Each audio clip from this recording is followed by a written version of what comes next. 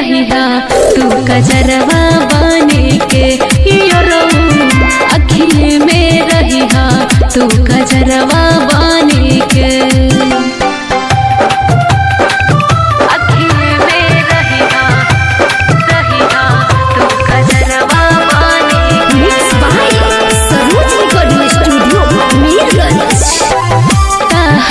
से दूर होके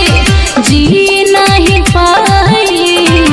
तहरा के पावे खाती कुछ कर जाइब जिंदगी में हमारा तू बहन गइल खास हो तोहरे से चले हमारा धड़ा कोनया सास हो तहरे पकड़े लागल दिल भी सवास हो बहुतानी बात आज अपना मन के अखिए में रहिया तू कजरवा बन के अखिए में रहिया तू कजरवा बन के।